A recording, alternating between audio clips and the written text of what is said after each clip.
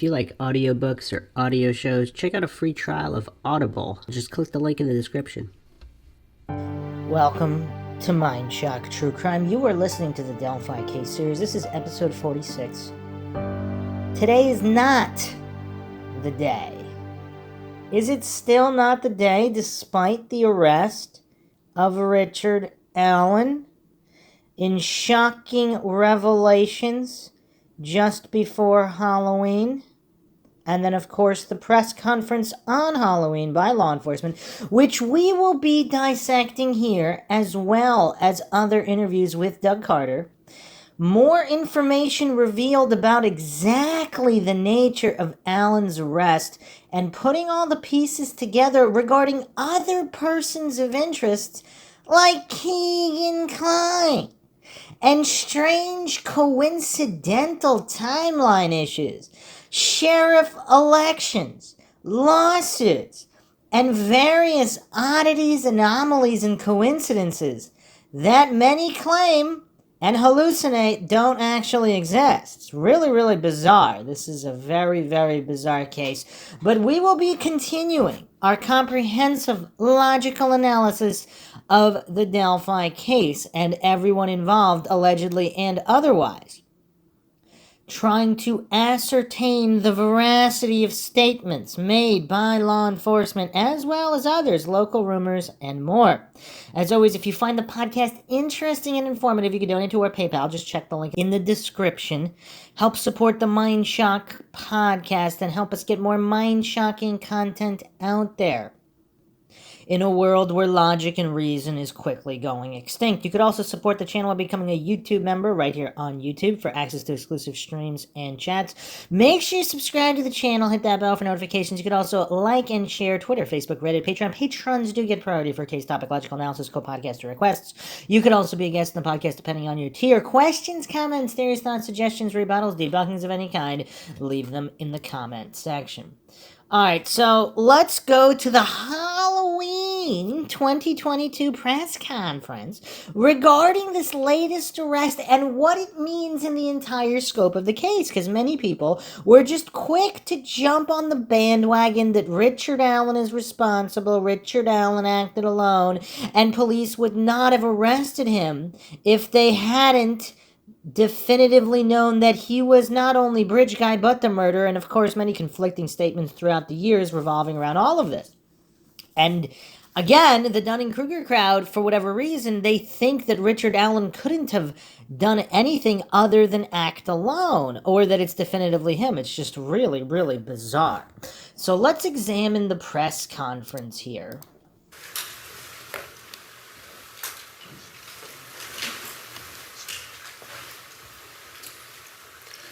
Good morning. My name is Sergeant Jeremy Piers, Public Information Officer for the Indiana State Police Lafayette Post. I'd like to thank you all for being here and thank the Delphi United Methodist Church for allowing us to use their facility. This morning we're going to provide an update on the investigation into the murders of Abigail Williams and Liberty German. Is it common for police, again, for people that are well-versed in press conferences, is it common in either major or non-major cases for police to hold a press conference in a church on Halloween? See, a lot of people chastise so-called conspiracy theorists who believe that there's some kind of satanic link or undertone through involving law enforcement and government corruption. But if there were, is this the type of thing that corrupt law enforcement involved in satanic Illuminati rituals and trafficking, is this something they would get a kick out of?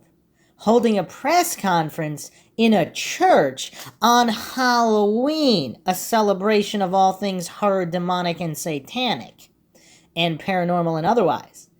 I'm just saying, I'm not saying, obviously this is Mindshot, I'm not claiming anything is true or untrue, but if, I know a lot of people have trouble with the word if, the comment section is littered with Dunning-Kruger goofs who don't understand what the word if means, don't understand what asking questions are. I mean, if there is some kind of widespread satanic conspiracy of corruption, would they get a kick out of holding a press conference in a church on Halloween? But continuing on here. Before we get started, I'm going to introduce to you our speakers, Superintendent of the Indiana State Police, Doug Carter, the Carroll County Sheriff, Tobe Leazenby, and the Carroll County Prosecutor, Nick McLeland. I'd like to remind everyone that this continues to be an active and ongoing investigation. At the conclusion of this press conference, we are going to answer a limited amount of questions out of respect to the investigation and the process that will follow today. We will not discuss evidence that is related to this investigation. On behalf of the Delphi Double Homicide Task Force, thank you all for your continued support. I would now like to introduce to you our first speaker, Superintendent of the Indiana State Police, Doug Carter.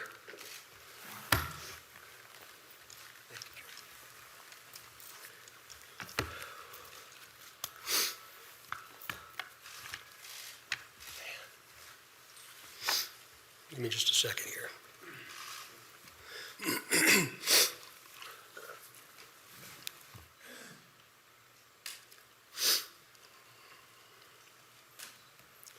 Seldom do I have prepared remarks, but today is different because I do not want there to be any confusion or ambiguity with what I will say. Today is not a day to celebrate, but the arrest of Richard M. Allen of Delphi on 2 counts of murder is sure a major step in leading to the conclusion of this long-term and complex investigation. So right off the bat, he said he doesn't want to be vague. I mean, it's a step in a complex investigation. So it's not, is he basically saying here, it's simply not over? Is he doing everything possible to say that there's more than one individual involved without explicitly saying it, while saying he wants to avoid any ambiguity? I mean, this is weird. And if it really was just one guy, I mean, why would it be that complex? I mean...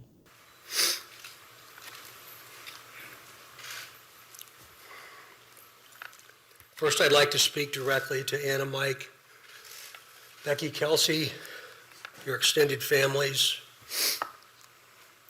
along with the entire Delphi community that certainly has grown and now includes our nation and even many countries around the world.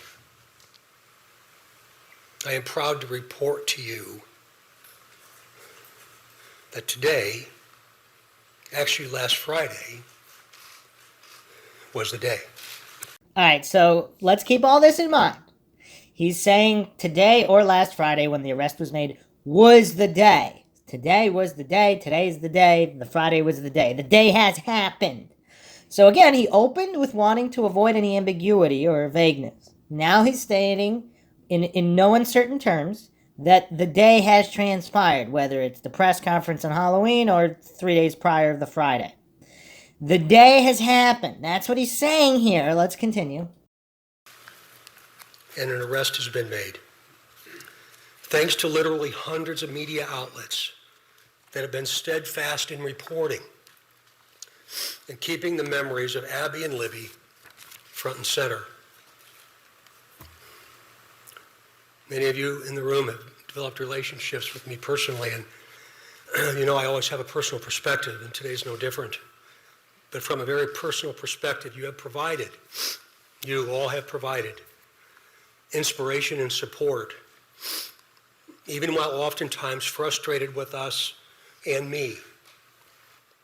You continue to encourage the efforts, and you too believe that one day we would all be here participating and sharing this news.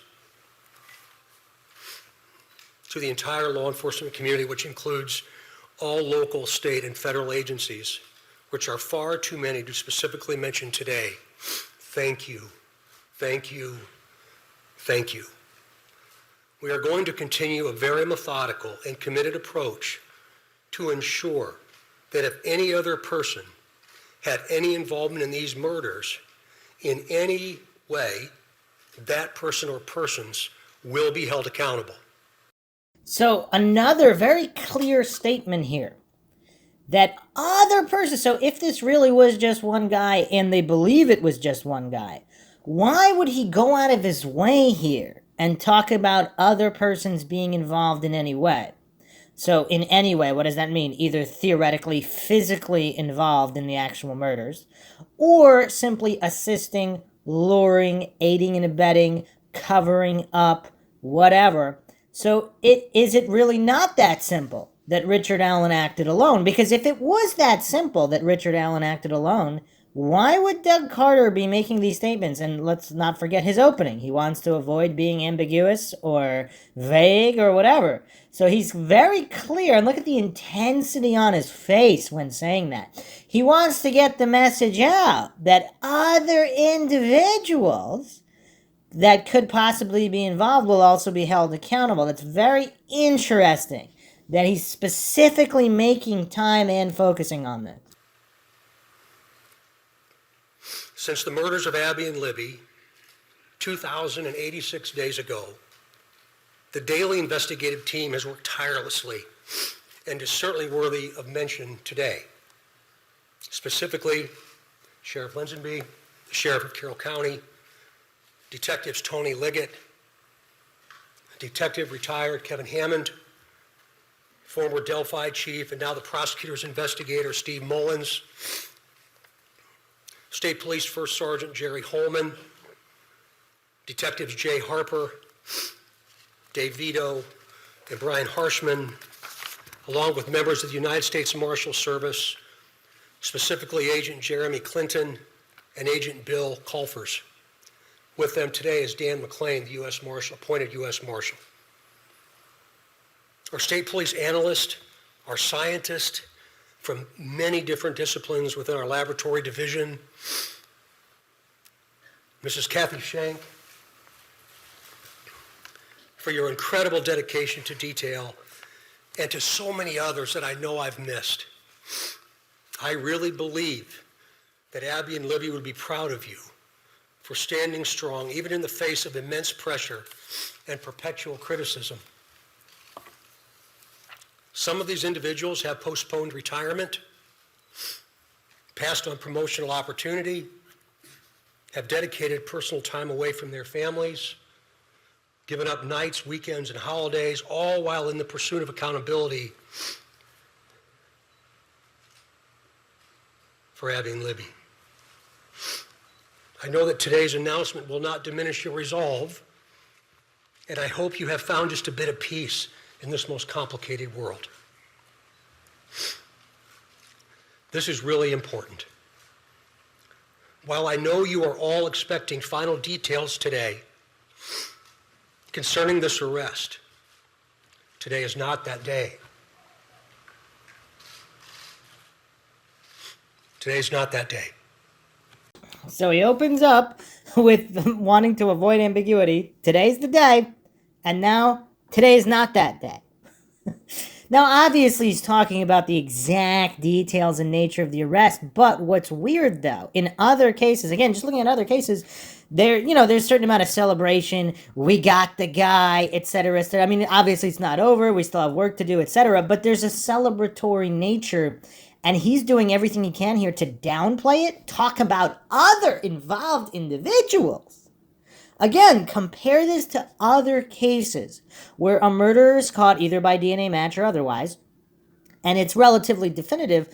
Their press conference, arrest, on these particular charges, we believe, so it's very, very different than what we see here. There's not all this focus on accomplices and other people involved. There's just a celebration of they finally got this guy. And a case this high profile, going this long, it's very curious on what Doug Carter chose to focus on and the way he chose to word all of this. I mean, it's just very, very interesting. And you can compare this to other press conferences and other cases, most probably not held on Halloween in churches. But in other cases, there's just like, okay, we finally did it. We got the guy, etc., etc. Here, it's like, today's not that day. Today is the day, then it's not the day. Other people involved need to be held accountable. I mean, it's all very, very curious. This investigation is far from complete, and we will not jeopardize its integrity by releasing or discussing documents or information before the appropriate time. And if he had just stated that, without all this focus on other potential parties involved, without explicitly stating today is not that day. I mean, today is the day. I mean, that's kind of been the catchphrase of this whole case.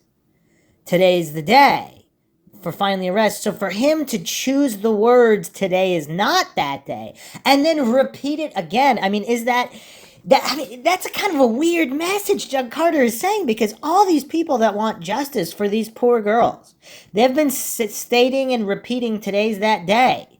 I mean, that's been the tagline, the catchphrase. And for him to use the opposite, today's not that day, even though someone is arrested for this, now, it's just weird. If he had just made the statement he just made, where, you know, we're not going to compromise the case by releasing all these details, that would be perfectly fine. They do that in other, I mean, that's normal. That's par for the course. You don't want to compromise a case.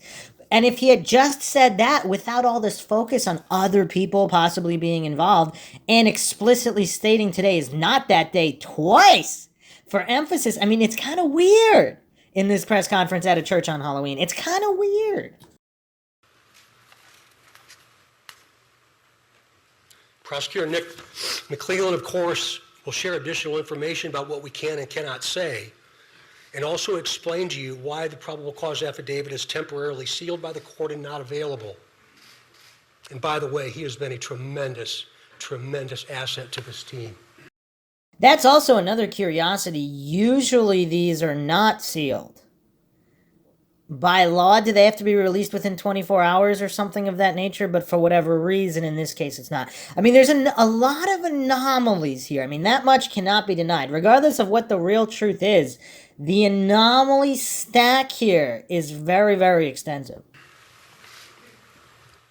I'm yet again asking you for your patience and please your understanding while our system of due process works. Also remember that all persons arrested are presumed innocent. All persons arrested are presumed innocent. You all will have an innate desire to subjectively interpret and then report what you think. We in the law enforcement realm cannot, and you should never allow us to, talk about what we think concerning facts, but rather discuss and share at the right time what it is we know. I mean, again, I just can't help but notice how different Doug Carter's statements are and all these press conferences are compared to just about any other case. I mean, just what is chosen to be emphasized. I mean, it's just really weird. The time will come when additional details can be released. But again, today is not that day. It's about Abby and Libby, their families, and this community, this nation, and even our planet. What? Our planet? Why is he roping in the planet? I mean, I don't know. This is really weird. This is really weird. And again, he's saying today is not that day. After all these years about hoping for an arrest, I mean, today's the day. I mean, that's for justice to be called for. I mean, to say that it already was. I mean, if he didn't already say it already was with that Friday, he could have clarified and said the day is going to be in court when the true murderer is convicted. And that's perfectly fine. Then don't open with today's the day. Because all this time, if today is the day was talking about like a major arrest, then it was the day. Then why take that away? Again, none of this makes any logical sense. It's really weird. The prosecutor has been very clear with law enforcement about what his expectations are, about what can and cannot be released, shared, or discussed. So we will, of course, comply. If you choose to be critical of our silence, be critical of me. It's not so much the silence, though. It's what's chosen to be talked about and the manner in which it is talked about. I mean, I don't know. It's all quite weird. Not the front line. These are the folks that have committed their entire lives to a successful conclusion. In other words, a guilty verdict. As we move to the next phase of this investigation, I will continue to offer all resources that the ISP has to not only the investigative team that I anticipate growing, but also to Prosecutor McLeland as we prepare for the coming months. Again, Nick has been very resolute and very clear, and I'm most grateful for his leadership. And it's going to be really important as we move forward. Please continue offering tips that you would like to share. The many avenues to report will remain open and will be available to all. Please continue doing that. In closing, I stand before you in this church and very place where we held our first briefing nearly 6 years ago, and just hours after the murders of Abby and Libby. Right here. I do have to say, that is a pretty decent explanation. If they wanted to hold the press conference in the exact same place, I mean, that still doesn't explain why Halloween specifically, because they could have theoretically had the press conference Friday or the Tuesday. But Monday on Halloween, I mean, it goes a little bit in the way of explaining it, because if every other press conference was not at a church, and then this one was, I mean, that'd be a lot more damning, no doubt. No doubt. But yeah, still unanswered questions. Pulling in today, I wasn't really sure what emotion I would experience. But peace came over me. And I didn't expect that to happen. And I hope all of you, with all the different responsibilities you have from around the planet today, have felt some of that as well. How many people are there from out of state, let alone out of country, yet alone out of continent? I mean, I don't know. I mean, how much peace can honestly be felt, though, when he's talking about all these potentially other involved individuals? I mean, I don't know. But remember, we're not done. I think what we all have experienced proves that together there's nothing we cannot do.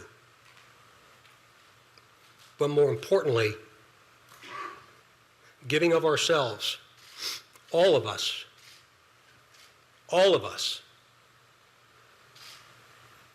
giving of ourselves matters more than what we could ever receive.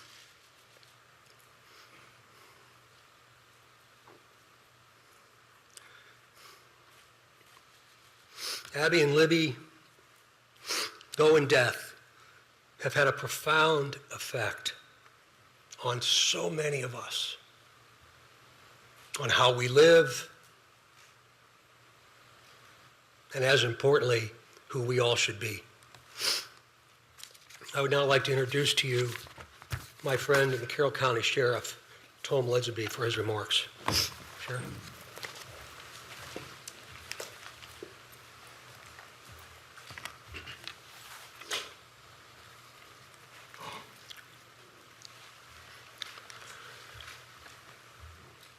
I believe in a God of justice and righteousness. Today, I believe that same God has provided us with justice for Abby and Libby. Okay, so now we have a notably different statement here from Toby Leazenby. He's saying God has provided justice. I mean, that's a lot different statement than everything Doug Carter is saying, we're not finished, today's not the day, other people need to be held accountable. Here we have Toby Leazenby just flat out saying, justice, today justice. I mean, that's interesting. That's very interesting, particularly for those that think Leazenby is still involved somehow. As Sheriff of Carroll County, Indiana, I want to publicly and sincerely thank each individual who played a role in helping us during this 5.5-year investigation. That's also kind of curious because he's stating that as if it's over. Weird. Whether it was in an investigative capacity, providing tips, cards or letters of suggestions or encouragement, phone calls, and thousands of other countless ways of communicating. I earnestly thank those who prayed for this moment in time. We now move forward through the Indiana criminal justice system. Now, again, saying you're moving through the system now, as opposed to trying to apprehend people, does that give the impression here that he's saying it's over and they got the guy, they're not focusing on accomplices? Again, vastly different statements and different tonality than Mr. Doug Carter. Allowing the system to provide its due diligence and process in providing that justice which is owed Abby and Libby, their families, and this community. Thank you. And again, I can't quite put my finger on it, but something seems off about Toby Leazenby as well. Whether it's just guilt for calling off that initial search, or because he knows far more than he's saying, or possibly he's involved in other kind of activities that don't have anything to do with this case, but there's some kind of guilt for whatever reason, or simply, if he is a good guy, just simply the guilt of not being able to get this done quicker. But there's something off and lagging in the background regarding Mr. Leazenby here. And of course, this arrest comes right after a lawsuit, which I discussed in the previous episode. And also right before an election where a new sheriff is to be elected. I mean, is that all coincidental?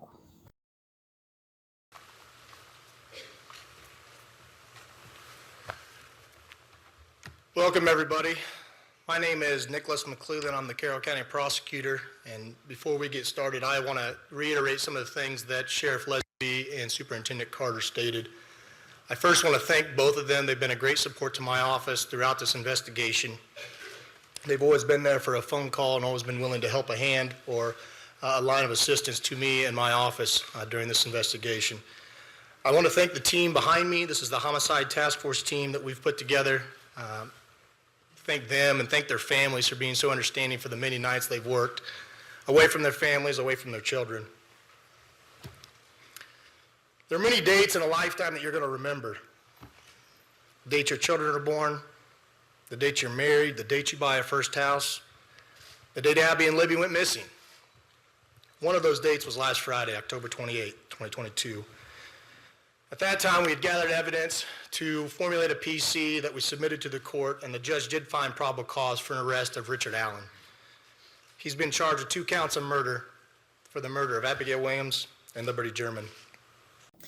Okay, so here is explicit confirmation, because early on, there were statements that he's being charged with 2 counts of murder, but again, some people were stating that it was unclear which murder. So now he's 2 counts. Now, the exact nature of the counts, I don't know if that's been released or anything further, but explicitly in these 2 murders of Abby and Libby. So that statement is explicit right here for those that were still waiting for something definitive.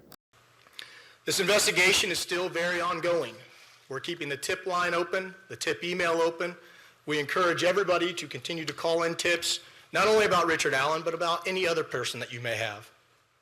Oh, that is also curious.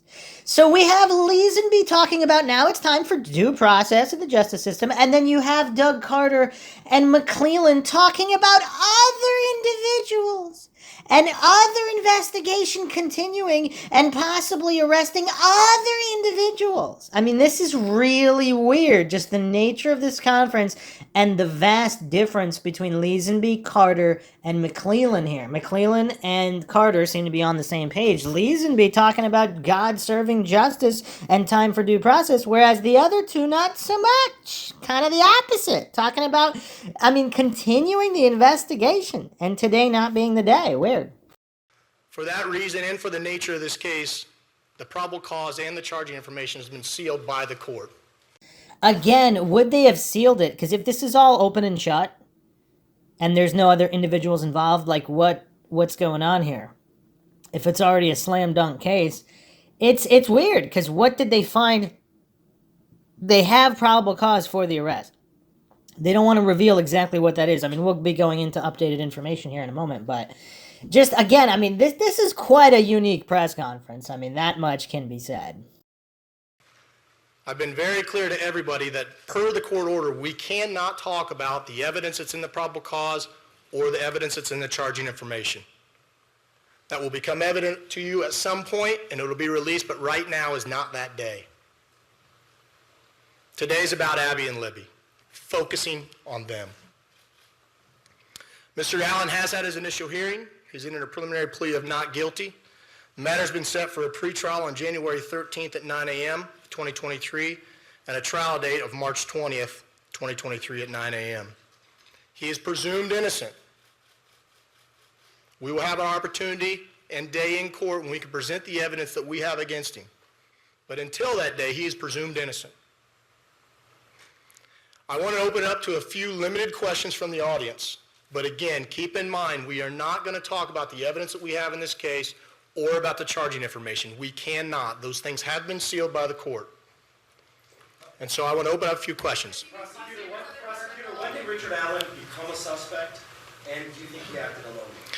Again, that's part of the investigation, so I'm not going to talk about those things. What I can say is that we have probable cause established by the court for his arrest, and he is in custody. He's being held currently without bond. How long has he been a suspect?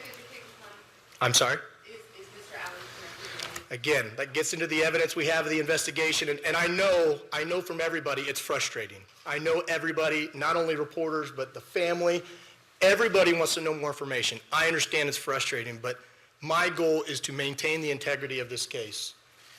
Is there a degree that Well, goes? Superintendent Carter, you had said that you believe that you had spoken to the suspect or the suspect's family 2 years ago. Is this man one of those people? Again, I appreciate the question, but we're getting into the timeline of events, and today's not the time to do that. They keep reiterating today is not the day. Today's not the time. I mean, it's just kind of weird. They could have chosen to phrase that differently, considering that, again, the catchphrase of this whole case has been today's the day. Can you talk about how rare it is? Family, I know you've had a lot of conversations with them. You were almost in tears pretty much when you started off this press conference. Can't imagine how emotional it is for everybody that's worked on this case. What was your conversation first like with the family of Abby and Libby when you were able to tell them you finally got the suspect? It was a very personal moment for me, and I think it was a very personal moment for them, for all of us that have had interaction with the family. We developed a relationship that I think is going to last at least one lifetime, and maybe a second. So it was a very, very, very sad yet a very humbling experience. Superintendent, you asked for tips, you detective work, there was a reward for $325,000. Did this all come together to make this nexus? Is that the combination of all three things that led us to this day? Or was it one or the other? Well, eventually you'll be able to see what led us to this day, but again, today's not that day. To include the reward, you mentioned that, Raphael, about the reward itself. How many times is he going to say today is not that day? I mean, what is going on here? Because there's a lot of ways to phrase this without kind of pointing and trying to undo today's the day. And yet Carter chooses these words repeatedly, today is not that day. I mean, it's just really weird. There's so many different ways you could phrase that. And again, very premature for us to talk about that. There's still a tremendous amount of work to do. What would you say that Abby and Libby have taught you in depth that we can remain to continue on with and on?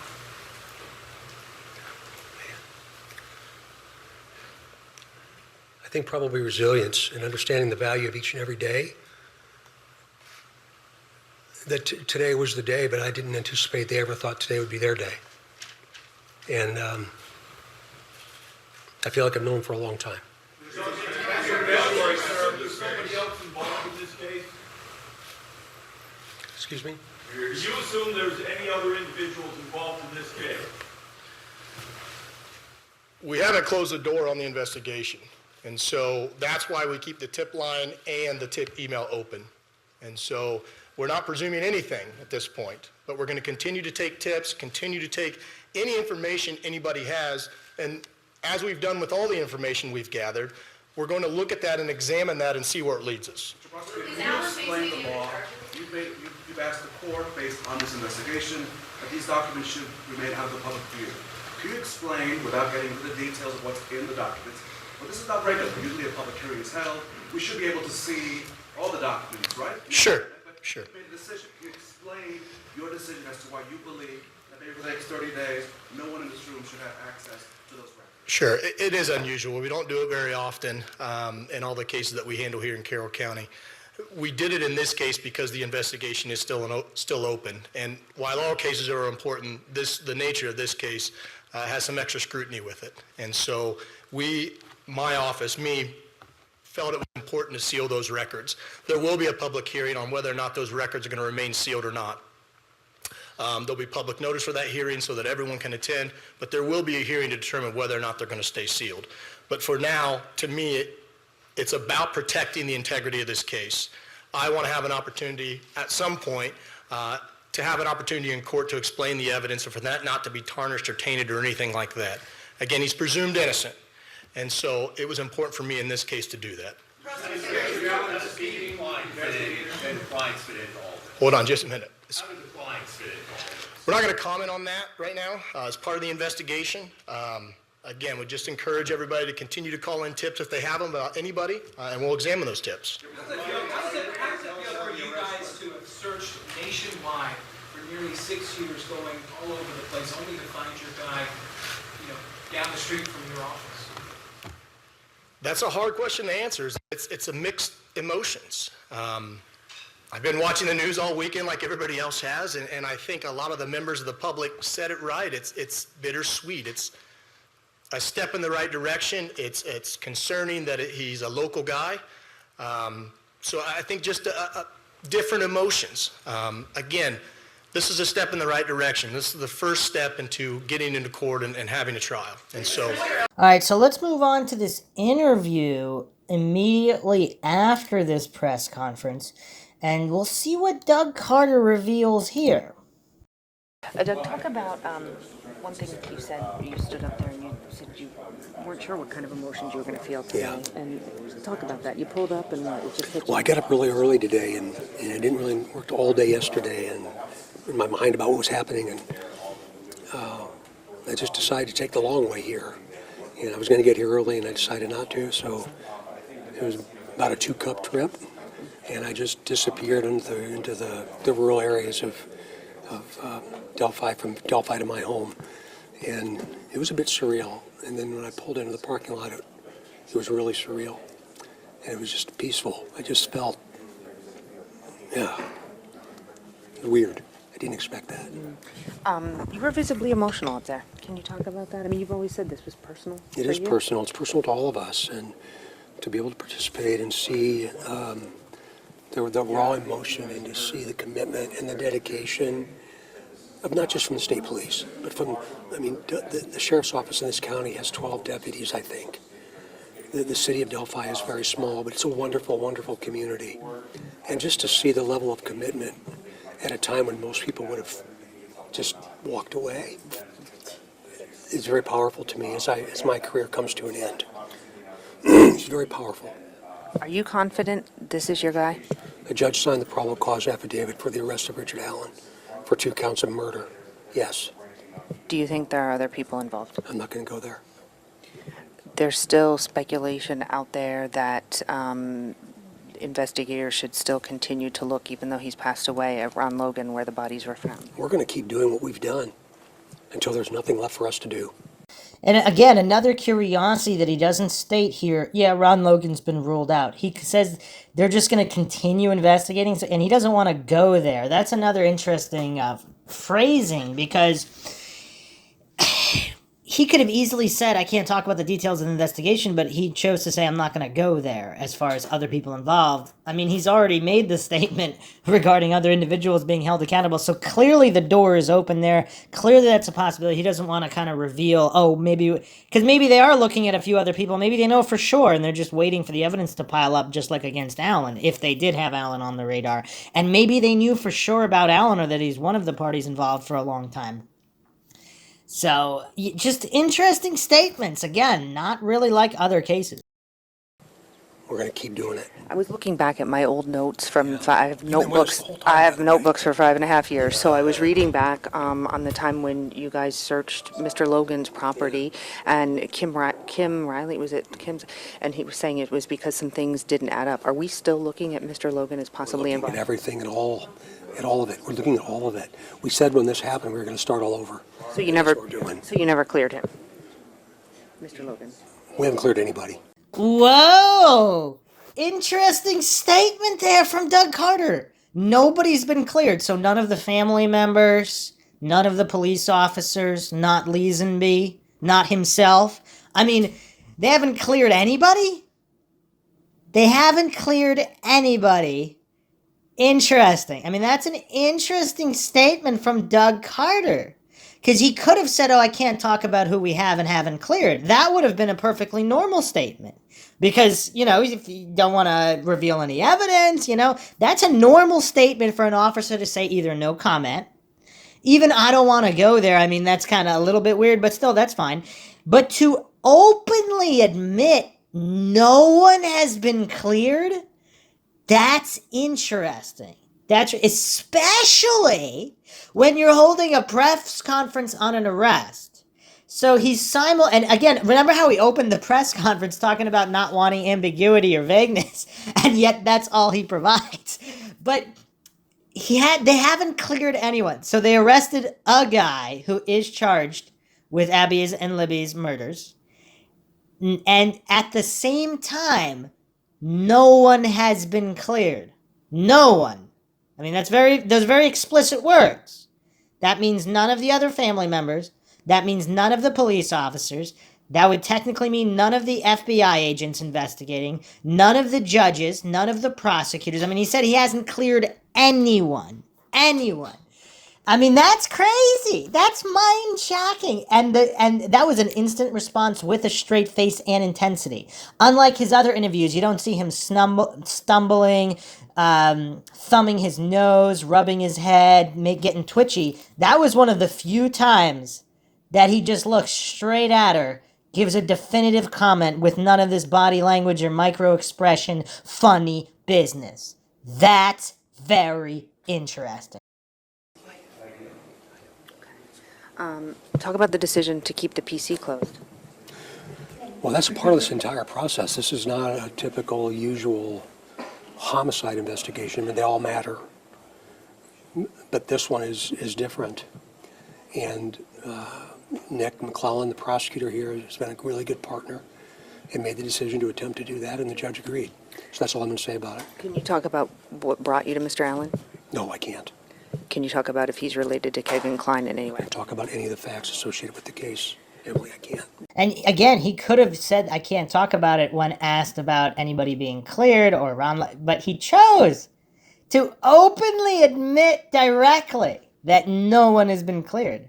The Patties confirmed to us that at one point Mr. Allen processed some photos for them at the local CVS and didn't make them pay for them. They you know, there was a rumor out there, and they said, yep, that happened. Did you know that happened? I didn't. Okay, that's a little weird. This kind of major detail. So either he's lying, but again, I've analyzed the body language and micro-expressions of Doug Carter in the past in other interviews. You can go check on those. Here, notice he's being very direct, looking her dead in the eye without any of the twitchy funny business. So either he's just flat out dead lying, or he's flat out telling the truth without any of this back and forth ambiguity of choosing to reveal details, which he does in interviews a lot as well. So he doesn't even know that this guy processed the photos for the family and didn't charge the family. How does he not know that? I mean, does that alarm anybody? You always said, I mean, gosh, in every press conference when you brought up the video and the audio, and you addressed the killer several times and said, you know, if you're here, do we know if he was ever in any of those rooms when you talked? Are you going back and looking at video or trying to see? We're going to do everything we can possibly do. The command center, that's long been closed, but are we going to reestablish a new command center There's one now? there now. We moved from the big facility back to the city building and now to another facility near the square in downtown Delphi. And so is that about to get even busier I now? will give them any resource they want. I'm not going to get involved in the production of a process from an investigative standpoint, but there will be no questions as to why. If they ask for a resource, they'll get it. Who's the lead investigator, though, on this? Is it Carroll County? Is it you guys? Is Yes. it everybody? Yes, it's a task force. We've been a task force from the very beginning. This event happened in Carroll County, of course, but we've been unified since the very beginning, and we'll maintain that. FBI, too? Are they still involved? FBI and all federal agencies are continue to be available to us. How many, and over these past 5.5 years, where I was trying to find out overall how many tips before today had come in? It was like tens of thousands? Or 70,000-ish. I should have gotten that this morning. I've said that a couple different times, but I think we're somewhere around 70,000 or just above that. How about the reward? What was that up to? Yeah, I think it was 340 or 350,000, I think, and we'll work through all those details as time goes on. And to have come to Mr. Allen, is anyone in line to get any of that reward? Is there? We're going to continue to work through those details. Okay, so in other words, you can't say. Anything else that you want to add? I was reading last night in an interview, you said, this is the first time in a case that you could recall that you had audio, video of the person you thought was responsible. Do you think Mr. Allen is the man on that bridge? The judge signed a probable cause affidavit for the arrest of him. I can't wait to tell the story, but today's not the day. Again, choosing to say today is not the day deliberately, instead of just saying, I can't talk about it, like he's done in other instances. When do you think you can tell that story? We're going to let the courts decide. In other words, let them decide when they can release that PC. Well, and then even then, remember, even then, when the PC's released, due process is still a piece of all this puzzle. And this isn't over until it's over. And that's where the conviction of him.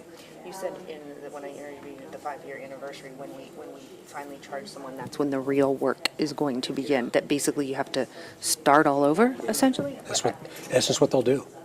I can't think of a case in my lifetime in a long, long career that had that much information, that much data associated with one case. So the right thing to do is to go back to every one of them. And you go back through all the tips you've gotten? Exactly what they'll do. Every single one since day one? Yeah. And maybe you already answered this. Do we know if you ever interviewed Mr. Allen in the past? I'm not going to talk about Mr. Allen. We've gotten several calls this week, since this broke, that, hey, what about the little girls in Flora?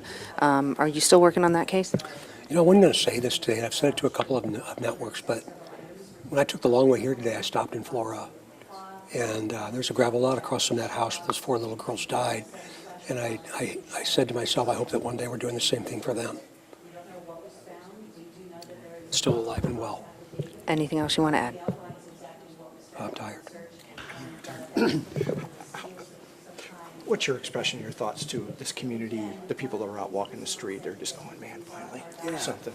No, I love that question, and I'm just going to make some assumptions, but I hope that they're not on edge anymore. I hope they're not looking around anymore, that they're afraid of going out to the High Bridge or to a park or getting on their bikes and taking off down the street or an alley or whatever that might be. No, give it to us. Give it to us.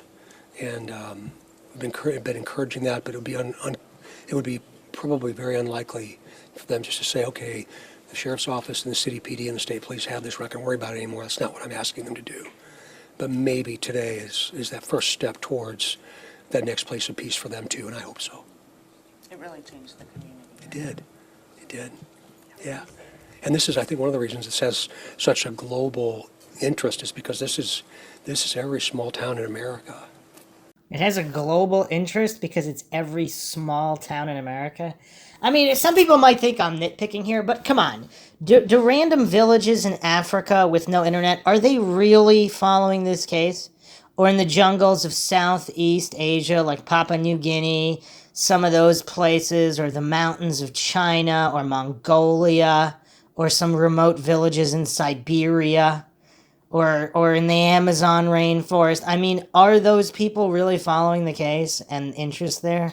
Not that they wouldn't care or anything like that. I think any human being would care, but I'm not sure I would use the word global and planet, every other paragraph when talking about this case.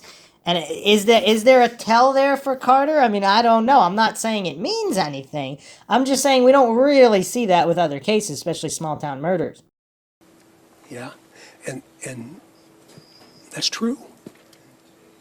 So we've tried to always remember that and talk about that and not forget the value of this work, no matter what color the shirt you're wearing. Yeah. So let's look at one more interview of Doug Carter with more context here. This was posted November 2nd, Fox 59 News. I don't know when this was recorded, somewhere around there, but after the press conference, so more recent. And there's an interesting clip here on the 1-year anniversary regarding, again, the language of today is the day and whether or not it refers to the actual arrest or the day in court where the guilty party would be found guilty. If you're watching this and you're responsible, today may be your day. It might be tomorrow, but I can guarantee you your day's coming. Those words on the 1-year anniversary of the murders of Abigail Williams and Liberty German, they gave us all chills. So again, clearly he's talking about the arrest being made. So then he states, okay, today or the previous Friday before the Halloween press conference, that was the day of the arrest. But then he goes on to say today is not that day a million times. Why would he constantly use that phrasing instead of just saying, oh, well, I can't talk about the evidence right now? He chooses to use the word, today is not that day. Today is not the day. After only saying today is the day or today was the day one time at the beginning of the press conference. He only said it once after all those years, and then he proceeded to say today is not that day multiple times. What does that mean? I mean, it's just the phrasing is really interesting. It's as if there are multiple parties involved, so in the back of his mind, he knows it's not really the day. I mean, would that explain why he constantly wanted to say today's not that day a whole bunch more times? Indiana State Police Superintendent Doug Carter speaking directly to the murderer he believed could even be watching that very news conference 4 years ago. Now, that man arrested, Richard Allen, accused of killing the 2 8th-grade girls. He was living in Delphi before, during, and after that day. Superintendent Carter here now on the red couch. I want to start with taking us to the day when you knew you had the evidence and you could actually not announce it, but that you could make the arrest. So clearly the day is referring to the arrest, not being found guilty in court. What was that day like? First of all, thank you for welcoming me here. Yeah. It was surreal, and I was not for us. I was so excited about the family, to be able to talk with the family and to the community, and maybe maybe now this is going to start that process of healing. That would be my hope. Yeah. Congratulations. I knew that, many of us thought that you would retire, at a certain time, and then we knew that you probably wouldn't because of how important this case was. I mean, every case is important. It is. And I know that because I know you. But can you dive into that? This community was rocked. The country was in a different way, perhaps, because of the innocence of 2 8th graders. I've said all along, it's every town USA. Yeah. And I think that's the dynamic of how this has grown and how it's gained such momentum, Angela. But to see it now and to see maybe that community that's become so special to me and to all of us, start that process of getting back to some semblance of normalcy. Okay, so again, very choice words. Starting the process, not getting to just the beginning of the process. It's as if again he's just being so measured, as if he knows there's multiple people responsible. Again, maybe there are, maybe there aren't. Maybe Richard Allen is the right guy. Maybe he's not. Again, this is Mindshock. I'm not alleging anything is true or untrue. We're just examining all available information logically. It warmed my heart, quite frankly.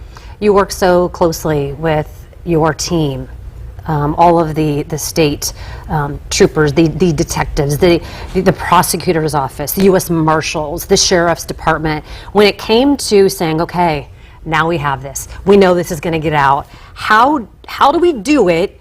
And we are only going to say his name, and we're going to give the mugshot.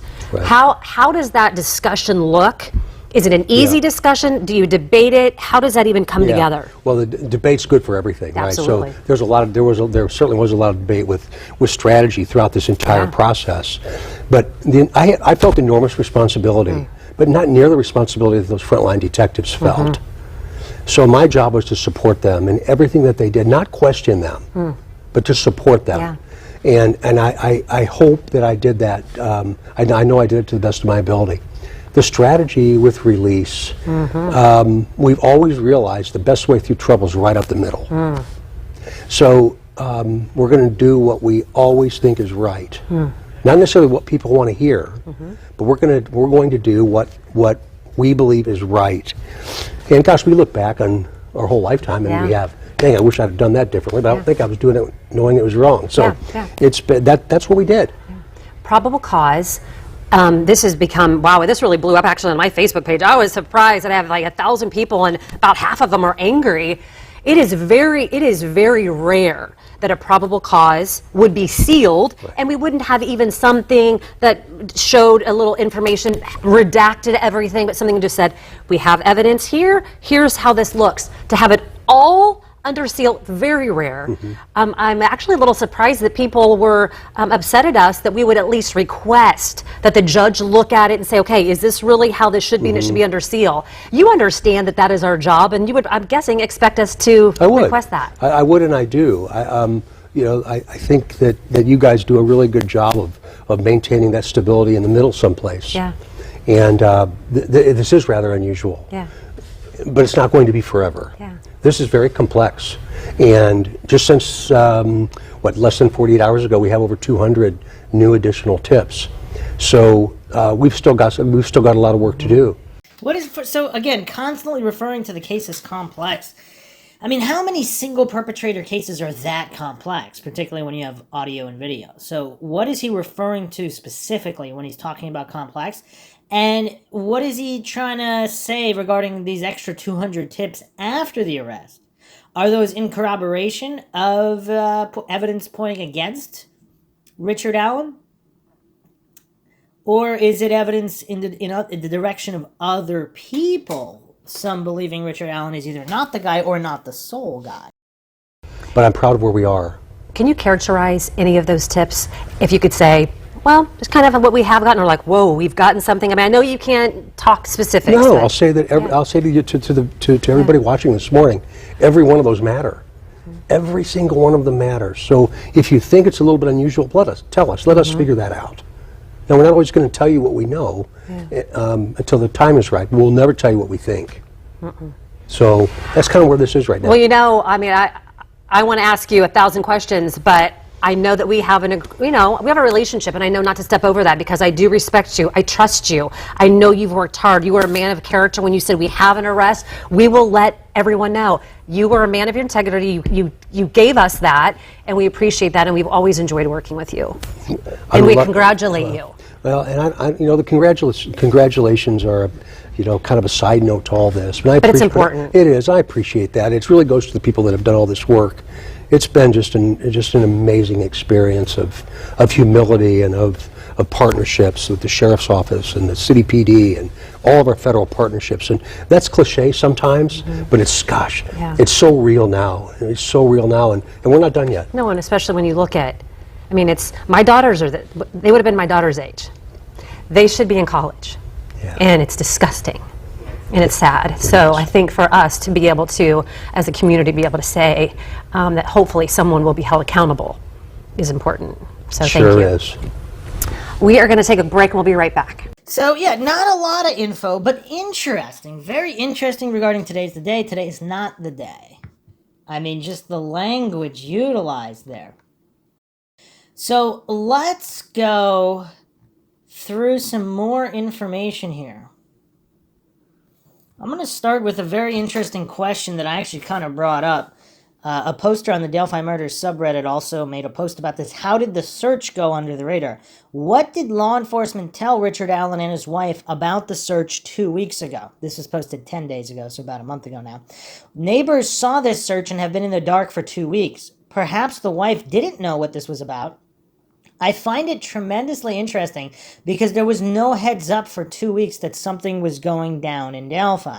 And the interwebs are not known for their discretion and respect for privacy, so this is so crazy that the arrest happened without a pressure cooker buildup of speculation following the search. Given the intensity of the press coverage of the river searches related to Keegan Kline, I have to give Delphi police some major props for avoiding leaks. Well, also, early on, I mean, there were, I don't know if to call it leaks, but there were reports of all these different houses being searched and warrants being executed on random houses in the Delphi area in connection to the case. And yet this really did go under the radar. So, Leveraged Sellout posted this. The neighbors were watching a lot of unmarked law enforcement, not in uniform. But they know who the Delphi cops are, so they recognize some people. They were there for 12 hours. Towed his car. Richard Allen waited outside the whole time. Took thin books, clothing, shopping bag, and shoebox out of the house. Took pictures around the shed. Dug up 2 small areas. And were using what appeared to be a metal detector near one of the tiny dig spots. Quote, dig area was small like a bottle cap, end quote. Richard Allen continued to go to work in the following days, was detained last Wednesday. Wow. So during this whole search and afterwards, he continued going to work. I mean, that's kind of interesting, though, because if it's also interesting the choice for law, because supposedly some people were saying that the police were called either some kind of domestic violence call, or the neighbors said that Richard Allen stole something. So why would they send unmarked vehicles and non-uniformed law enforcement? They, according to this poster here regarding what the neighbors said, they were not in uniform. So is that normal? I mean, so does that mean they knew what they were doing and they knew this was they were just using an excuse to search his house? They always knew that he was the guilty party and that this was in relation to Abby and Libby, and they had unmarked cars and unmarked officers ready to execute this search as to not cause attention. Because why would there be all this discretion for a standard domestic violence or some kind of theft report? I mean, that's pretty weird. And then also pretty weird, this guy's standing outside for 12 hours. And then he just goes to work normally the next day. I mean, it's kind of weird. Is he really not guilty? And he didn't know what they were doing exactly. Or if he is guilty and connected to one of the guilty parties, he didn't think they would have found anything. But he just continues going on, living his life normally. I mean, that's kind of weird. Posters here just asking, how did he not bolt? Someone posted, he had 5.5 years to bolt. What makes you think he's doing it now? Although, obviously, a search on his property. I mean, it's kind of weird.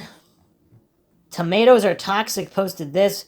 He was reading a thin book with a blue and white cover in that video from Facebook where his wife snuck up on him in the car when she was shopping. He slammed it shut as soon as she walked up and gave her a disgusted look. Huh. So they searched his house but did not detain him. So they 12 hours. Okay, so they searched his house for 12 hours. They did not detain him. Then he continued going to work. And then at a certain point, they arrest him. X amount of days or weeks later. That's kind of weird. Huh. Here's an interesting article by Izzy Karpinski, Fox59.com. Who is Richard Allen? What we know about the Delphi suspect. And there's some curious information here. It's a name that will now forever be tied to one of the darkest chapters in Delphi history, Richard Allen. But what exactly is known about the man charged with the 2017 murders of Libby German and Abby Williams? Fox 59 reported 50-year-old Richard Allen was arrested, taken into custody at the Indiana State Police's post in West Lafayette, Wednesday, October 26th. He was formally charged with 2 counts of murder 2 days later, on October 28th. Interesting timeline. Delphi suspect charged with 2 counts of murder, investigation far from complete. October 28th was also his first court appearance in which Carroll County Prosecutor Nicholas McLeland said Allen entered a not guilty plea for his murder charge. Sources with first-hand knowledge of the investigation told Fox 59 Allen actually came forward as a witness in the earlier stages of the investigation. So, some people speculate that Richard Allen was actually the source of the second sketch to throw the scent off of him, and the first sketch actually is accurate. Or simply put forth other information. Now, if he's the source of the second sketch, if police knew that, would they still release the second sketch? Was this all basically a sham in order to get Richard Allen, for the police to get Richard Allen to think they don't suspect him because they released the second sketch? And then they lie, they pull a 180 basically, and say that they're now on a new course of the investigation with the second sketch. Is that all for show, just for Richard Allen? Because Richard Allen turns on the news, sees the new sketch and this shift in the investigation to look for the new sketch and to disregard the original sketch. And then he thinks, oh, I guess the cops believed me? Is this really what it was all about? I mean, I don't know. That seems kind of weird. Mike Patty, Libby's grandfather, said he did not personally know Allen, but has probably seen him, since Delphi is a small town. According to the latest U.S. Census in 2020, Delphi has a population of 2,961. Public records show Allen relocated to Delphi from Mexico, Indiana, in December 2006. That's when he bought the home he has lived in ever since, a home not far from where the bodies of Abby and Libby were found near the Delphi Historic Trails, February 14th, 2017. Allen worked in Delphi as a pharmacy technician at a local CVS. He received his pharmacy technician license in 2017. No complaints or sanctions against him appear on file with the Indiana State Pharmacy Board. After the press conference, Becky Patty did confirm that the man arrested and accused printed off pictures for the family.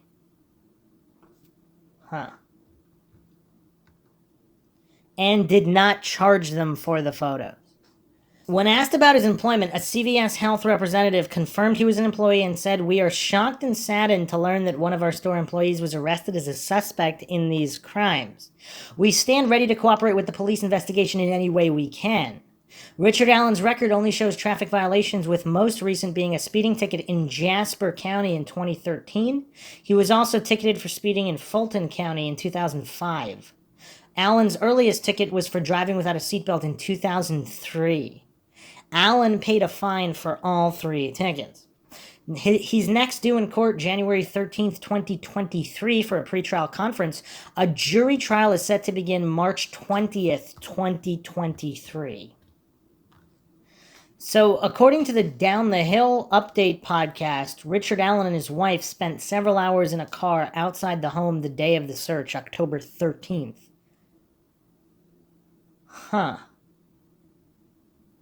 That's weird. So Mike Patty's saying they didn't know the guy. Some posters are also saying that he lived in Peru and that the Keegan Klein was his neighbor in Peru, Indiana. And there was a missing girl in Peru, Indiana, mid-2000. And then a whole bunch of deleted comments here regarding any further information. So if anybody else knows anything about that, feel free to comment there. So let's look at the timeline here. Someone put this together also on the Delphi murder subreddit, Disastrous Lie. Make of that what you will. List of known events / coincidences / developments that led to the arrest of Richard Allen. Sources, law enforcement, media sources, and murder sheets. Some people don't like them, but they had Carter on record thanking them after the press conference, which implies he knows the content they've put out and is okay with what they put out. If he wasn't, he wouldn't thank them. So, summer 2021, ISP announces media blackout on Delphi. December 6, 2021, late night release from ISP asking for info on the Anthony Schatz social media account. December 7th, 2021, media reveals that the person behind Anthony Schatz is Keegan Kline. He is in jail for possession and distribution of CSAM plus child exploitation and child solicitation. On November 26, 2021, his house is raided by the police. December 9th, 2021, Barbara McDonald interviews Keegan Kline in jail and asks questions about the Delphi murders. March 14th, 2021, the Murder Sheet podcast releases a transcription of an ISP interview with Keegan Kline in August 2020 that touches on the Delphi murders. April 11th, 2022, ISP asks for info on the Anthony Schatz Yubo/Yellow account. April 30th, 2022, at CrimeCon, Kelsey German tells a newspaper law enforcement is telling the families the murders are social media related. Quote, in the beginning, I was super angry when they first released it, and law enforcement officially told us they think it's social media and that's what they're looking at. I was so mad I went to her grave and yelled at her. I screamed. End quote. May 14th, 2022, Murder Sheets release the Ron Logan search warrant. August 1st, 2022, Keegan Kline's trial continuance. August 9th, 2022, Murder Sheet reveals ISP Superintendent Carter sees a 1-hour PowerPoint presentation on Kline and the involvement with Delphi. August 18th, States asks to seal documents evidencing ISP taking custody of Keegan Kline. They take him out of Miami County Jail to a secret location, the Grissom Air Base. We don't know what Kline tells or shows investigators. The next day, August 19th, ISP begins a 5-week-long search of Wabash River in Peru, Keegan Kline's hometown. August 23rd, 2022, Murder Sheet reveals that Kline searched the location of the Marathon gas station in Delphi February 13th, 2017. Law enforcement tells the Murder Sheet the release of this info would not hurt the investigation. September 19th, Doug Carter is flown to the Wabash search area. September 21st, the end of the Wabash River search. September 23rd, Keegan Kline starts telling people he told authorities that while someone else was committing the Delphi murders, he was waiting in a red Jeep. Murder Sheet is able to corroborate these claims through 2 different sources. September 28th, ISP confirms the Wabash River search is over. October 13th, a police search takes place at a home in Delphi. October 20th, Keegan Kline's pre-trial hearing. The plan is to go ahead with a jury trial in January 2023. October 26th, Delphi resident Richard Allen is arrested in connection to the murders of Abby and Libby. November 8th, Keegan's trial continuance because parties are engaged in negotiations. Trial is moved to May 2023. And then also several charges are dropped against Keegan Kline coincidentally after this arrest of Richard Allen. What does that mean? Another interesting development here, IndyStar.com, judge recuses himself from case against Delphi murder suspect Richard Allen. November 3rd, 2022, John Tufts and Sarah Nelson, Indianapolis Star. A judge overseeing the case against murder suspect Richard Allen has recused himself hours after granting a motion to transfer Allen from a county jail to a state prison. Allen, 50, of Delphi, has been charged with 2 counts of murder in the deaths of teens Liberty German and Abigail Williams, whose bodies were found February 14, 2017, after they were hiking the day before. Carroll County Circuit Court Judge Benjamin A. Diner signed a motion Thursday transferring Allen away from the small, close-knit Indiana town where the teens were found killed and over to the custody of the Indiana Department of Corrections for safekeeping. Hours later, court records appeared showing Diner submitted an order of recusal to the Indiana Supreme Court requesting a special judge outside of Carroll County oversee the case. Trial court judges can recuse themselves from a case for a variety of reasons. Catherine Dolan, a spokesperson for the Indiana Supreme Court, said in a statement, "While the order is public record, a judge does not have to explain a reason for recusal. But in the motion to transfer Allen to a state prison for holding, Diner cited a bloodlust for information from the public in the case that's made officials feel unsafe and not protected. This finding is not predicated on any acts or alleged acts of the defendant, since arrest, rather a toxic and harmful insistence on public information about defendant and this case," Diner wrote. He noted that he's been made aware of YouTube videos containing photos of his family members. Wow, that's messed up. Indiana Supreme Court has appointed Allen County Judge Fran Gull as special judge in the case, according to Dolan. Yeah, I mean, that's really crazy. Some people, of course, allege that there's something going on behind the scenes with local law enforcement and court officials. But back to Klein's dismissal of charges, WRTV.com, judge dismisses 5 charges against Keegan Kline. Posted November 7th, 2022. A Miami County judge has officially dismissed 5 charges against Keegan Kline, a man supposedly linked to social media profiles connected to the investigation of the murders of Abby Williams and Liberty German in Delphi. Prosecutors filed a motion on Wednesday asking that 5 counts of child pornography possession against Kline be dismissed on the basis that, quote, "there is insufficient evidence to prove said counts beyond a reasonable doubt at trial," end quote. Last week, Indiana police named 50-year-old Richard Allen as the primary suspect in the girls' murders. His arrest came more than 5 years after the investigation began. So that's kind of weird. Is it all coincidental that this guy's arrested and all of a sudden charges are dropped against Kline? Now, maybe they would have been dropped anyway if they couldn't prove it, whatever, but it's awfully convenient. The coincidence stack regarding Kline being taken out of custody, facilitating the river search, and then mere weeks later, there's the house search and then arrest of Allen, and then all of a sudden, 5 charges dropped against Kline. What does everybody make of this? Is this all just mere coincidence in this case? Now, supposedly, some people are stating, I think this was from the Murder Sheet podcast also, that law enforcement was simply looking through old evidence relating to people that spoke to Allen.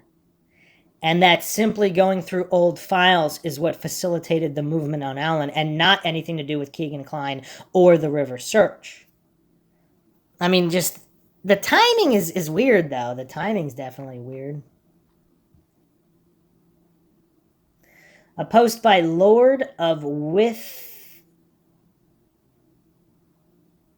Woods. I think they found a device in the river that connected Richard Allen and Keegan Kline. By the time you presented, it was only a couple of weeks or so after the river search wrapped up that Richard Allen was arrested. A reasonable amount of time for data forensic experts to process the evidence found in the river, which subsequently created a foundation for the warrant executed at Allen's residence. I also noticed that the area they seemed to be searching was very near a bridge. This leads me to think that the device was thrown into the river while driving over the bridge. A quick, easy, relatively safe way to get rid of incriminating evidence.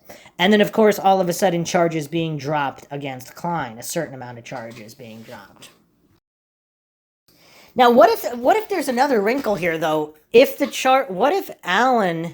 What if somehow they could prove that certain counts, it wasn't Keegan Kline accessing the devices, and it was either Allen or someone else, if we're going to go with the coincidence on the timeline.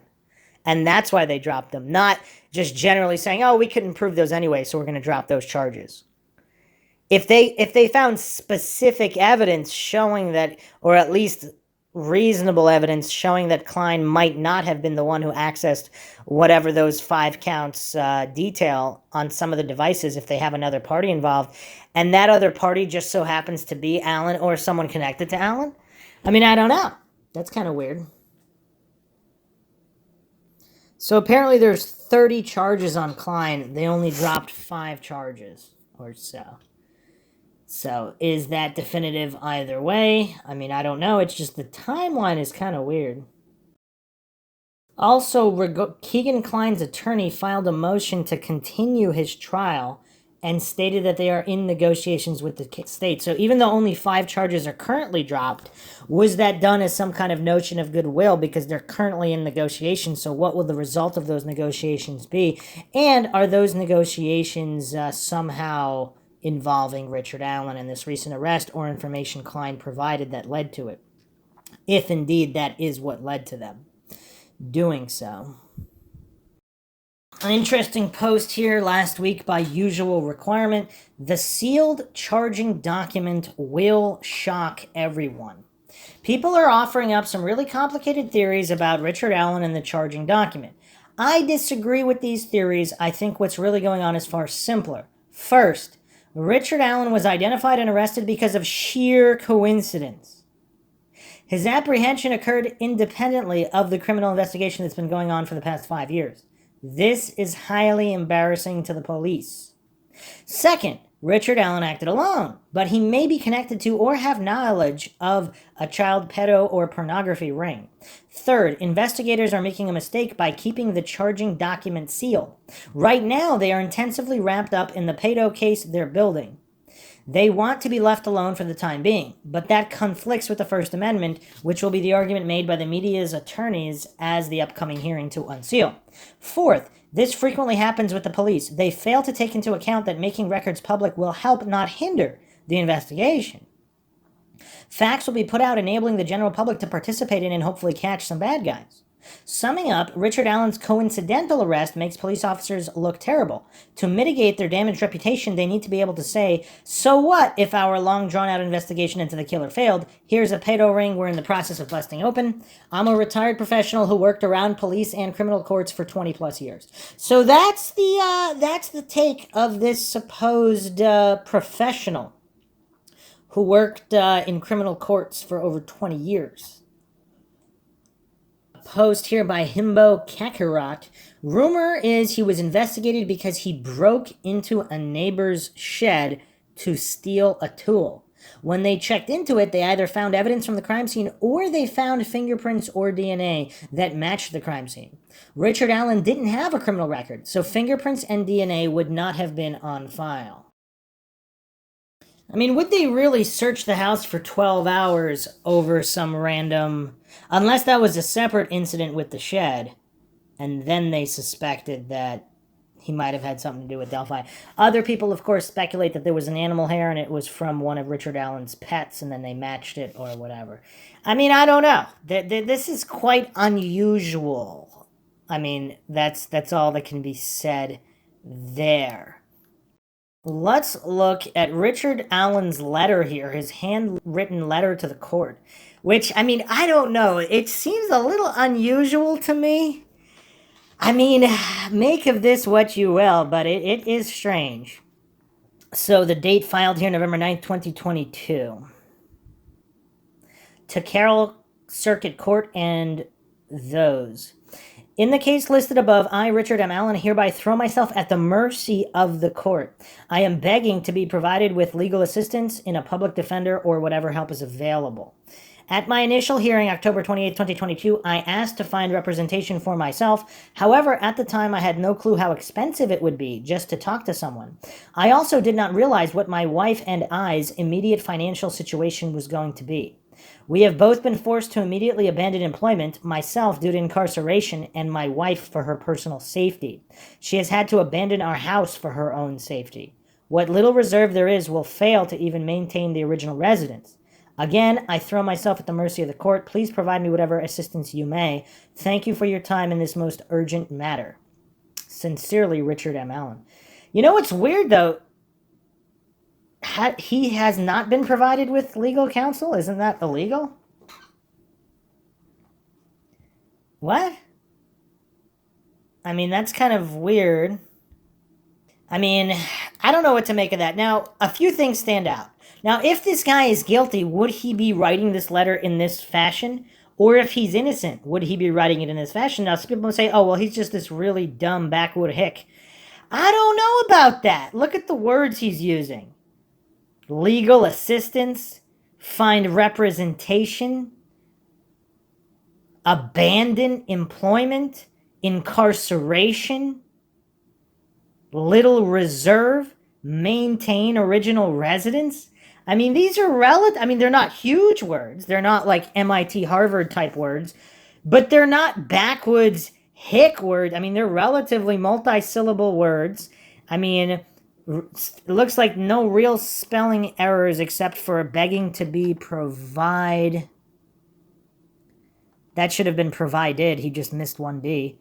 But in general here, I mean, this does not seem like someone with a mental disability or any... I mean, you find far, far more dumbed down writing on social media every day, even from college graduates. So, I mean, it's kind of hard to make heads or tails of this.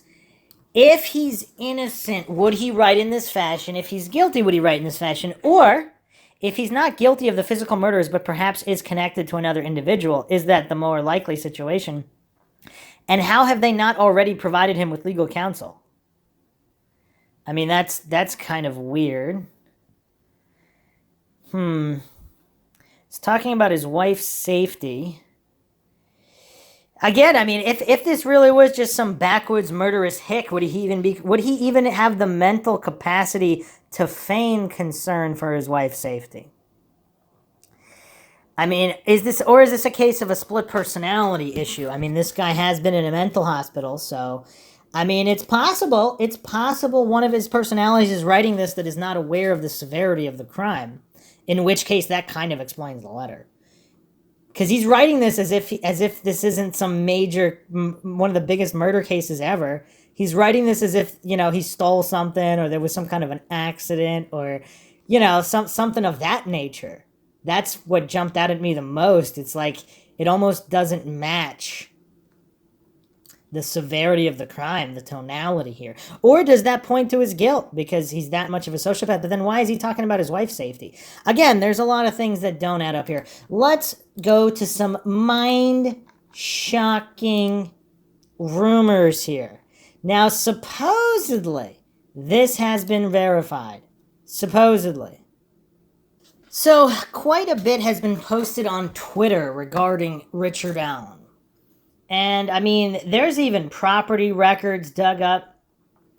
So, supposedly, here's a post by West Side Knows on Twitter.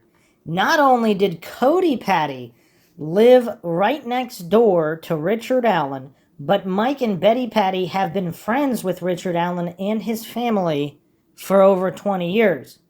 Read it and expletive weep. Enough of the Kleins and Ron Logan expletive. The family is involved, period. This is the opinion of West Side Knows on Twitter. Stunned bar owner recalls Delphi murder suspect sitting inches away from wanted sketch. This is on thedailybeast.com by Justin Warlich. He would come in, we would always talk about the girls and everything. Bob Matlock told the Daily Beast on Monday. So let's look at Matlock's astute observations here. Looking back on it now, Bob Matlock can't believe the suspect was sitting in front of him all along. Accused double murderer and CVS pharmacy technician Richard Allen, a 50-year-old father of two charged with killing Delphi, Indiana teens Libby German and Abby Williams on a hiking trail in 2017, was a regular customer at Matlock's Tavern, JC's Bar.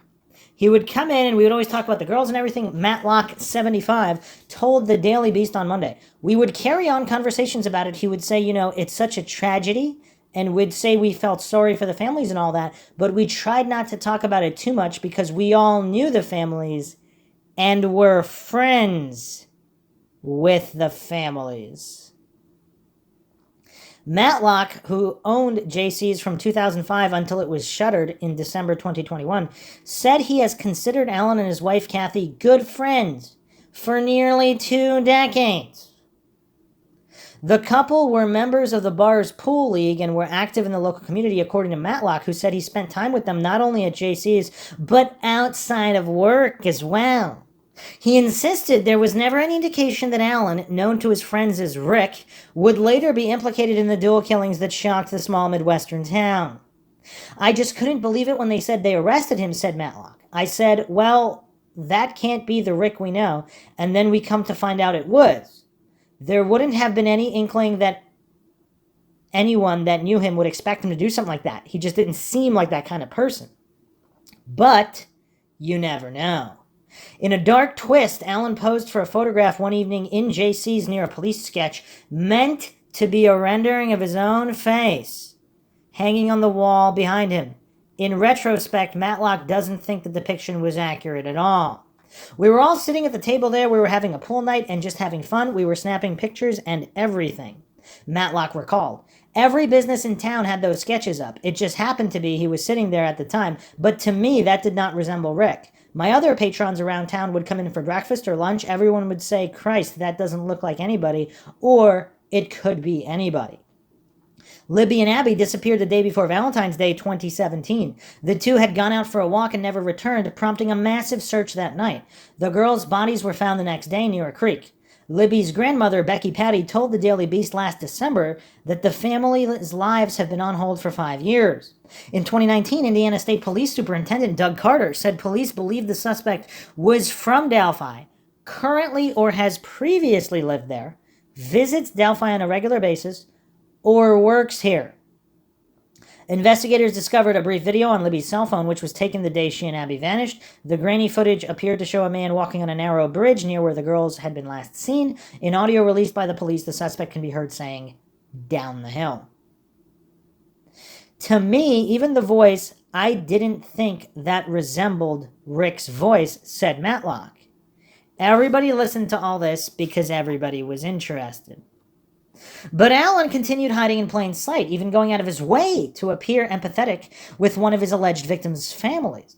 Becky Patty and Libby's grandfather, Mike, told reporters on Monday that Alan didn't charge them to print funeral photos of the two girls when they bought them into CVS for processing. I mean, is that because they were good friends or acquaintances, or was it simply because any decent person in the community wouldn't be charging parents of murdered children for anything, really? In an email, a CVS spokesperson told the Daily Beast, as members of the Carroll County community, we remain devastated by these murders, and our hearts go out to the German and Williams families. We are shocked and saddened to learn that one of our store employees was arrested as a suspect in these crimes. We stand ready to cooperate with the police investigation in any way we can.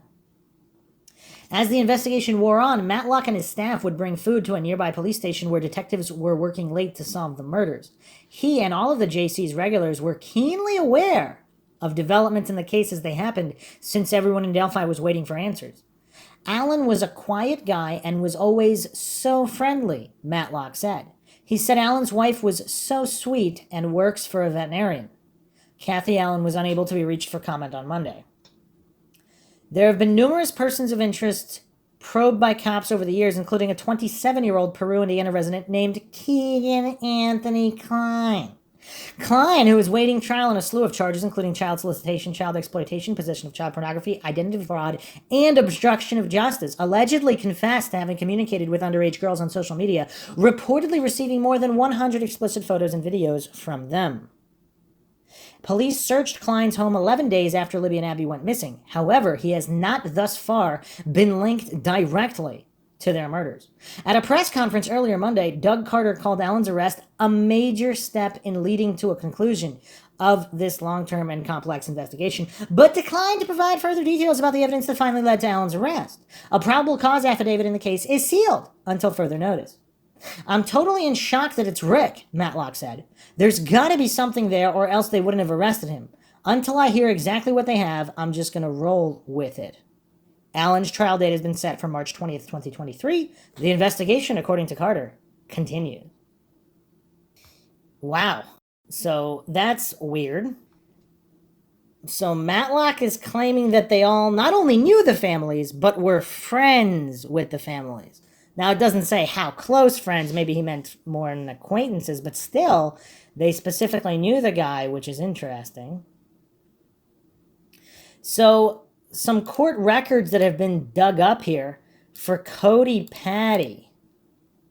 So, allegedly, there's property records being posted here. Everyone can feel free to verify for themselves. The Allen home, supposedly from 2006 to the present, that's when they bought and owned the home. Now, one house over, so neighbor doesn't necessarily mean next door neighbor. Neighbor could be 1 or 2 or 3 houses over. Apparently, two houses over, not their immediate neighbor, but 2 houses over is where Cody Patty lived from February to September 2008. Unless these property records have been doctored or are erroneous. There's also footage here, people posting footage of Cody Patty laughing at the press conference. Now, again, we don't know the context of anything they're talking about, if they're just generally happy that there's an arrest. I mean, some people think it's strange. Also, the Patties, supposedly, people are digging up photos. The Patties are supposedly really good friends with at least Richard Allen's wife. If not Richard Allen himself. Were they really next door neighbors? So Cody Patty is, of course, Mike Patty's son, which would make him Libby's uncle. I mean, some people are... He's Libby's uncle by adoption, so he's not a blood relative of Libby. Obviously, a lot of rumors flying around regarding Cody Patty. I mean, this neighbor issue, I mean, that's kind of weird. They would have only been neighbors for around 2 years, but, I mean, it's a curiosity. There's also a number of contradictions regarding where Cody was at the time of the search. Here's a post on the Libby and Abby subreddit. Kelsey stated numerous times that Cody was nowhere near Delphi on the 13th. However, on the HLN special at 13 minutes and 30 seconds, she stated, quote, "Then me and Cody crossed the bridge and were looking in the woods and we couldn't find them anywhere," end quote. Few responses here. Kelsey has contradicted herself so many times. I don't know if I'm supposed to find her suspicious or just insane. I've read 2 different accounts even where she dropped the girls off at her own words. Here's what we do know about Kelsey. She had a sleepover with the girls the night before. She was the one that the girls were asking to take them to the bridge. She was the one who said no on the previous days and then said yes that day. She was the last known person to see the girls alive. She personally walked across the bridge the first day with Cody and called out for the girls. She went home to collect all of the electronic devices to give to the police. She was the person who answered yes from up on the bridge when Libby's shoe was found by a searcher under the bridge. She was there when the girls were found. She has taken it upon herself to be the very outspoken spokesperson for the girls and the families, self-proclaimed America's big sister. She gives out so much false information. I'm curious why she has been allowed to be the spokesperson. How do the families feel about her being so public? How do investigators feel? Do they ever want her to stop, or do they want her to keep talking? Another poster said that supposedly Mike Patty stated he returned home to retrieve all the electronics for law enforcement. Huh. That's weird. So she apparently did a debunking video where she changed her story to say that Cody Patty was nowhere near Delphi on the 13th. Huh. Becky Patty supposedly, this is user Equiday2, posted this. Bizarre. Becky Patty says Cody pulled up to her house just as she was going to go to the trails. And in fact, he got into the car and went with her. Tara had already gone in her own car, is how I understand it. Huh. Don't be a hater, be a creator posted this. I wonder what Cody Patty's name was before the Pattys adopted him. Seems like at 13 they would keep his name, but not sure. Huh. Another curiosity is February 17th is the day that he's supposedly getting out of prison for a DUI arrest. But apparently gotten out early. Now, is that another coincidence that this guy is just supposed to be released on this day? I mean, how many coincidences can there be? Because, again, individually, it might not be that bad. There's 365 days in a year, 1 365th, okay. But when you stack all of them, I mean, you're stacking repeated coincidences on top of each other. And just because they are related, that doesn't mean he's guilty of anything. I'm just saying coincidence means that they're not related to anything. Not a coincidence means there's a relation. It doesn't mean anybody's guilty of any crime. They could still be the good guys or just not related. But there could be a reason why regarding the dates being linked. And another interesting statement, of course, from Doug Carter, just at this recent Halloween press conference at a church, no one has been cleared. Or did he mean the family has been cleared? But why did he could have just said, other than the family, nobody's been cleared. But he didn't say that. He specifically said no one has been cleared. And apparently the records still state that he was released or set to be released on the 17th, and there's no records of him being released earlier. Another post here is that he's Becky Patty's biological nephew that was adopted. Okay. Huh. Would that make Cody biologically a second cousin to Kelsey and Libby? And people, of course, have long been discussing some weird online posts that are definitely very strange. Okay, so the last post I'm going to go over here, back to the beginning on the Libby and Abby subreddit, posted by ZGirl2019. I think that the fact that law enforcement has failed to clear the families of the girls speaks volumes. All they have said is that most have been cleared. And yet, Doug Carter recently said nobody's cleared, which is weird. The despicable post by Cody Patty the morning of the day the girls were killed went viral after someone posted his denial about possibly impregnating a 14-year-old girl. I saw a post where the girls had a plan to meet Cody and his friend that day, but Cody canceled because of work. Becky, Patty, and Kelsey both said at different times that Cody had been away on a weekend trip with his friend to line dancing clubs in another state, and he was returning home when Becky was in her car in the driveway on her way to look for the girls. He was not coming from work. He lived in the Patty residence, so his DNA could be on the jacket Kelsey gave the girls before dropping them off. Becky Patty cried when she saw the second sketch. I think this has probably been investigated to the hilt, but someone is protecting him. Superintendent Carter visited Kelsey a few times at her college, but obviously nothing came of this attempt to get her to incriminate someone close to her. Why can't law enforcement at least say that all family members of both girls have been cleared? No one can deny that Cody's own words are damaging. He was not at any of the press conferences, has a criminal history, already has one child, never speaks out about what happened to a little girl who said he was her man crush on a picture of her and him on the internet. He did participate in the search the first day with Kelsey, but his alibi prior to returning home and going with Becky has holes, in my opinion. He had a suspended driver's license at the time, so he should not have even been driving that day. Further, the Patty family went on a cruise a few months after the murders, and a local said that undercover law enforcement also went. Why would that be unless they had suspicions about the family members?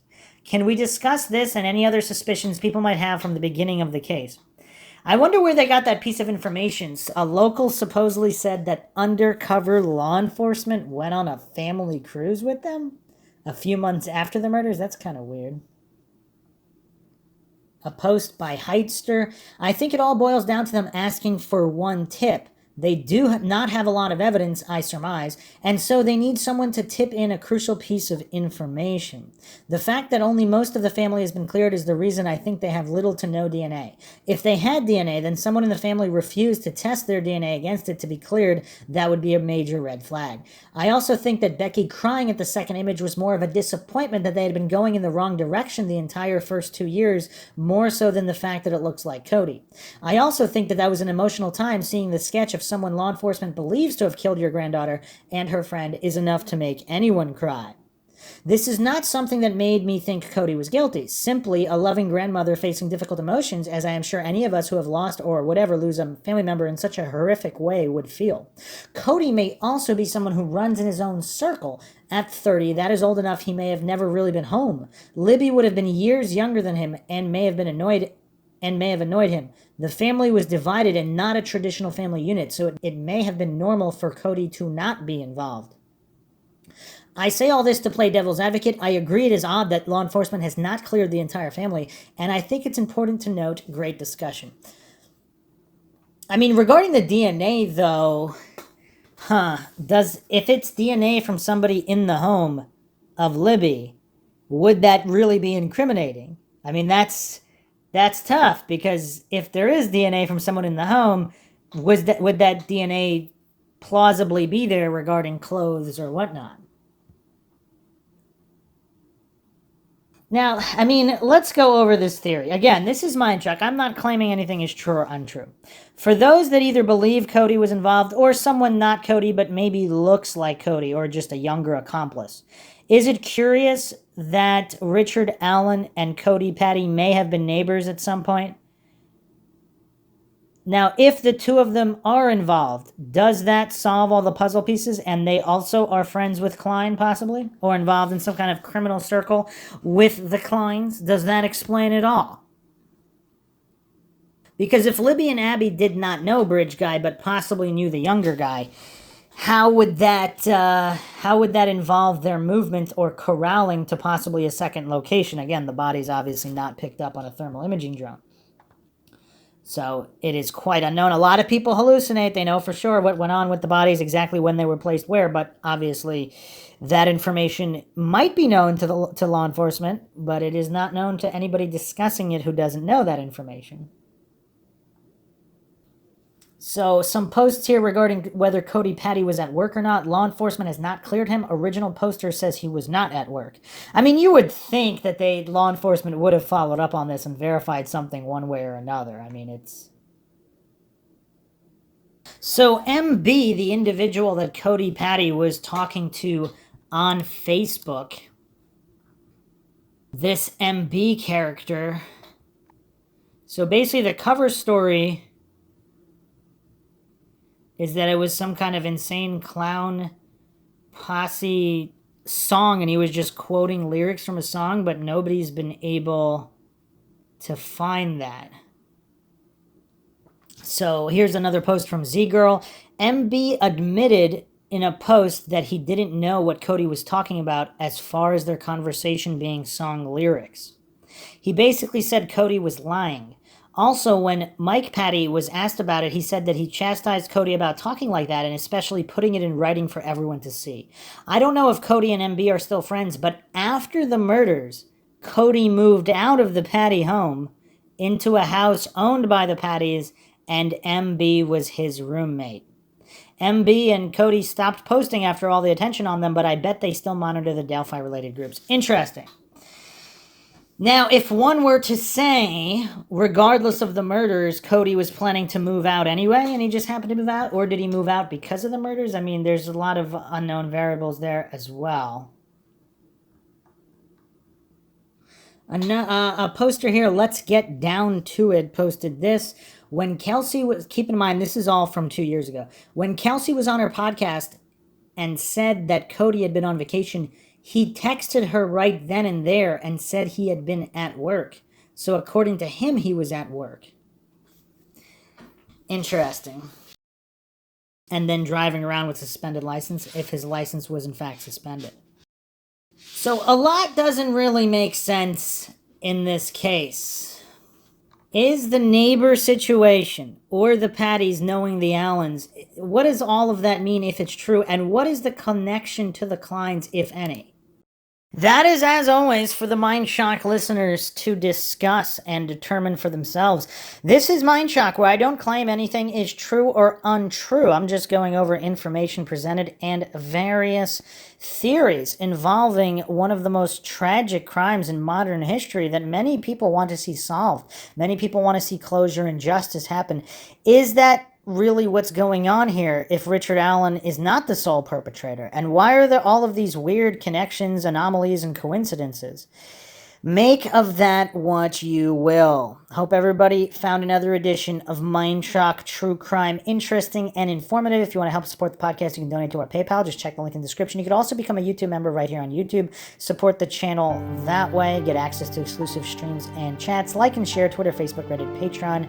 And make sure you subscribe to the channel as well. This is Bruce McGuire signing off. Catch you guys next time.